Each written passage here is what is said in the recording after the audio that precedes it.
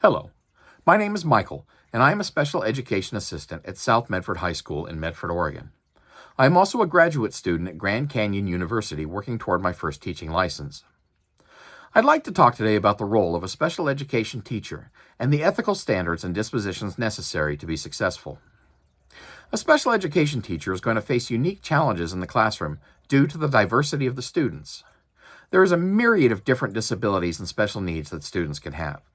Because of this, it is imperative that a special education teacher learn to utilize every resource that is available to them.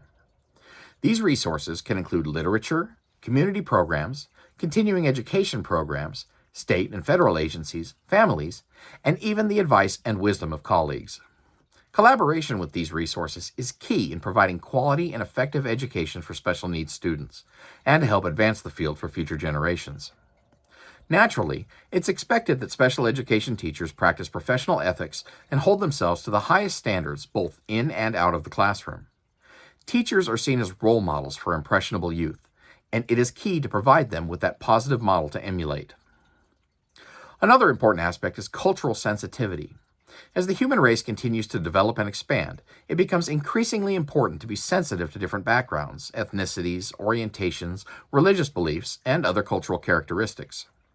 While it's impossible for a teacher to be fluent in all aspects of every culture, an open mind and a willingness to learn and accept others for their identity is crucial.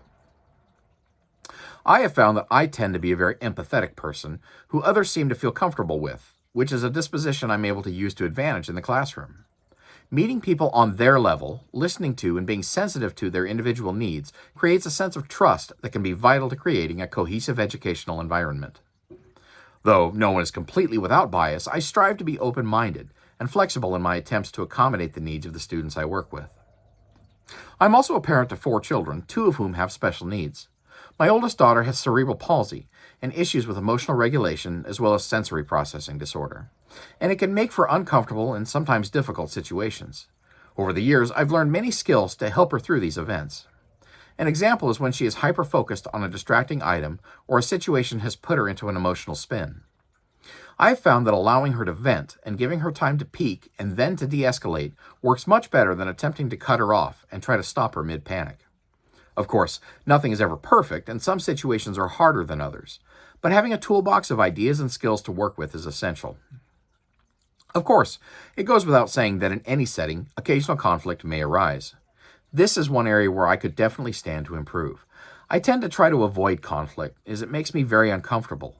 When faced with a difficult situation, I know that I can become stubborn and frustrated, which can make a difficult situation even worse.